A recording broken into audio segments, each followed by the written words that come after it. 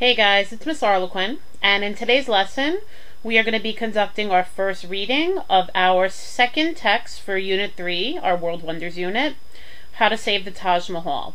And our focus for today's lesson is to closely read an informational article in order to determine the key ideas. During today's lesson, we have 2 learning targets. By the end of the lesson, we want to be able to say that we can read a text for the first time in order to determine the gist.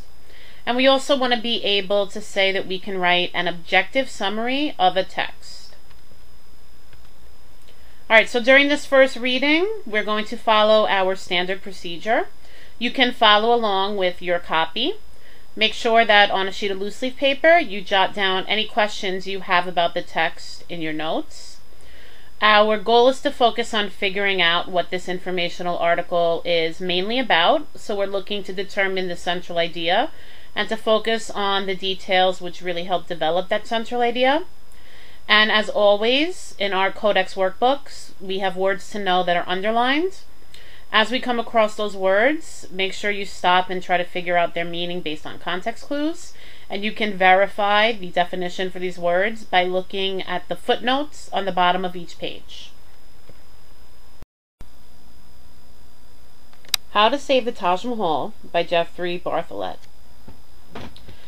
To view the Taj Mahal far from the hawkers and crowds, I had hoped to approach it in a small boat on the Yamuna River, which flows in a wide arc along the rear of the majestic 17th century tomb.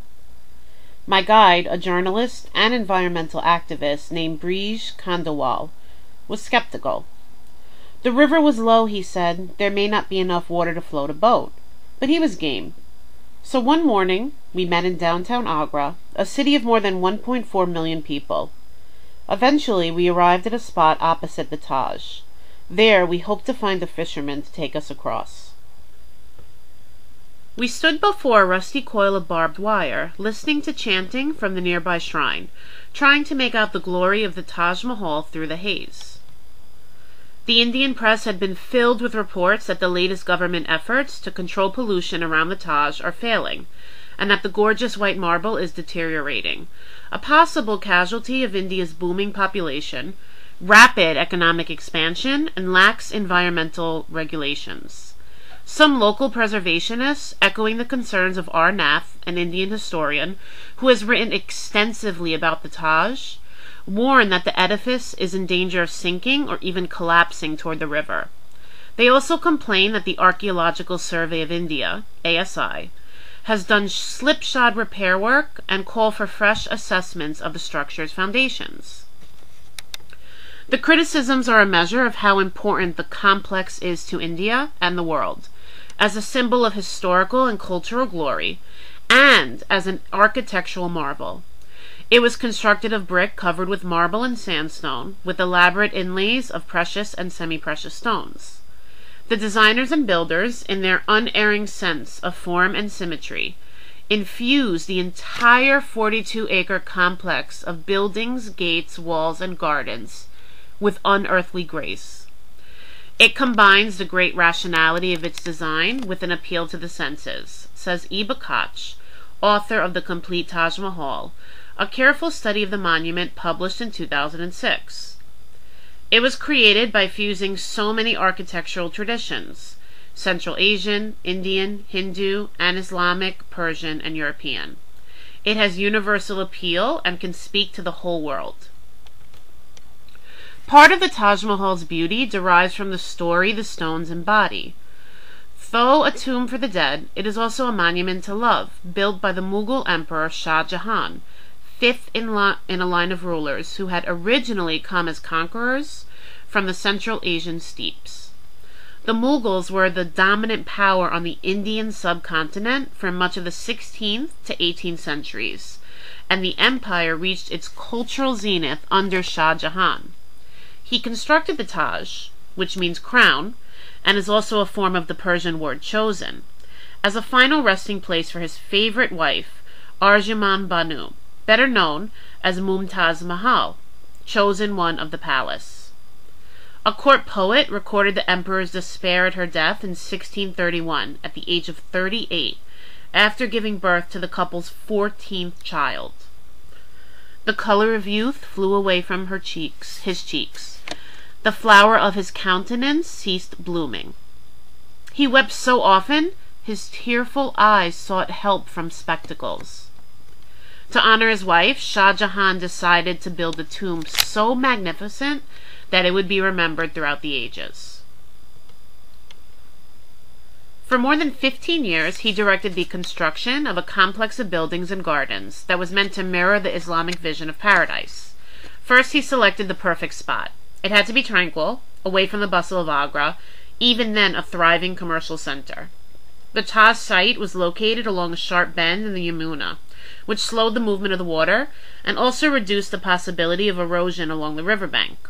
The water, moreover, provided a glistening mirror to reflect light from the marble, which changes color and tone depending on the hour, day, and season. Unable to cross the river by boat, I went to the Taj complex in the conventional manner, on foot, and then in a bicycle rickshaw. While the Taj is a testament to love, it also embodied the power of Shah Jahan himself. As the emperor's historian wrote, they laid the plan for a magnificent building and a dome of high foundation, which for its loftiness will, until the day of resurrection, remain a memorial to the sky-reaching ambition of His Majesty, and its strength will represent the firmness of the intentions of its builder. Presumably, the end of time is still a long way off, but the Taj is slowly deteriorating now. Seen up close, the marble has yellow-orange stains in many places. Some slabs have small holes where the stone has been eaten away. In a few places, chunks have fallen away from the facade. My guide, Brige, and I even found a bit of recent graffiti on the white marble platform, where two visitors, Ramesh and Bitu, had signed their names in red ink. For decades, activists and lawyers have been waging a legal battle to save the Taj Mahal from what they believe is environmental degradation. M.C. Mehta, currently one of India's best-known lawyers, has been at the forefront of that fight. I met him twice in New Delhi, in a half-finished office with holes in the walls and wires dangling out. The monument gives glory to the city, and the city gives glory to the monument, he tells me, exasperated that more has not been done to clean up Agra and the Yamuna River. This has taken more than 25 years of my life. I say, don't be so slow. If somebody is dying, you don't wait. When he began his campaign in the 1980s, one of Mehta's main targets was an oil refinery upwind of the Taj Mahal that spewed sulfur dioxide. Preservationists believed the plant emissions were causing acid rain, which was eating away at the stone of the monument, what Mehta calls marble cancer. Mehta petitioned the Supreme Court and argued that the Taj was important both to India's heritage and as a tourist attraction that contributed more to the economy than an oil refinery. He wanted all polluters, including iron foundries and other small industries in Agra, shut down, moved out, or forced to install cleaner technology. By 1996, 12 years after he filed the motion, the court ruled in his favor, and the foundries around Agra were closed, relocated, or, as was the case with the refinery, compelled to switch to natural gas. But for all his successes, Mehta believes there is much more to be done. The river, once such an integral component of the Taj's beauty, is a mess, to put it mildly. I visited one of the city's storm drains where it empties at a spot between the Taj Mahal and the Agra Fort, a vast sandstone and marble complex that was once home to the Mughal rulers. In addition to the untreated human waste deposited there, the drain belches mounds of litter, heaps of plastic bags, plastic foam, snack wrappers, bottles, and empty foil packets that once held herbal mouth freshener. Environmental activists have argued that such garbage dumps produce methane gas that contributes to the yellowing of the Taj's marble. There are many in Agra who believe that all the worries about the Taj are exaggerated, that far too much attention is paid to the monument at the expense of other priorities. They say the restrictions imposed upon the city's several hundred brick kilns, iron foundries, and glassworks to reduce air pollution have harmed the local economy.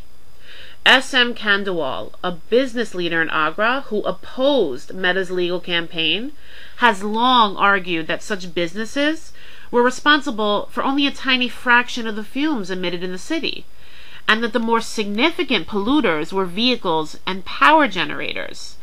I was very angry that everyone was so concerned about the Taj Mahal and not about the livelihoods of the people of Agra, he says.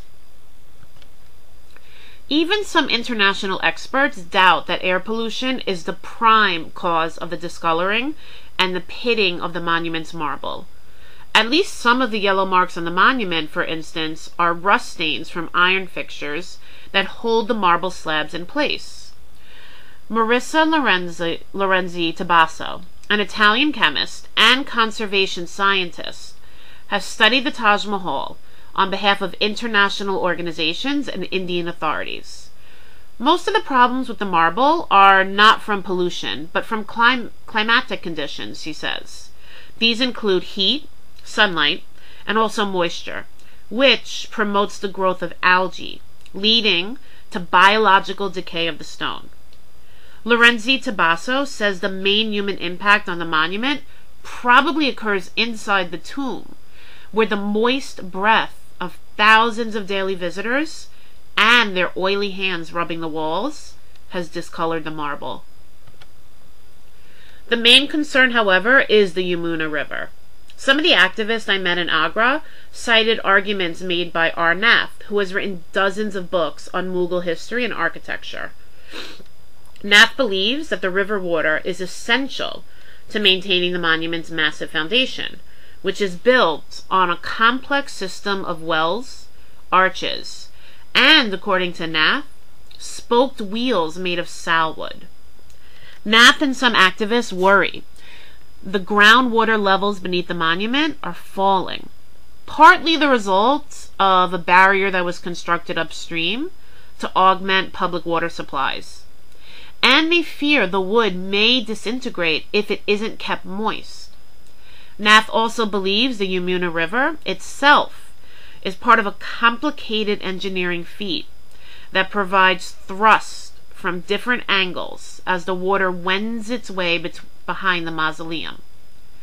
But due to the lower water level, the Yamuna now dries up for months at a time. Without that stabilizing counterforce of flowing water, the Taj has a natural tendency to slide or sink into the river, Nath says. When I asked ASI officials about the foundation, they said it was fine. ASI officials, however, declined to answer several queries about whether deep boreholes had been drilled. What would Shah Jahan make of all of it? Dixit believes he would be saddened by the state of the river, but he'd also be happy to see the crowds. Shah Jahan might even be philosophical about the slow deterioration.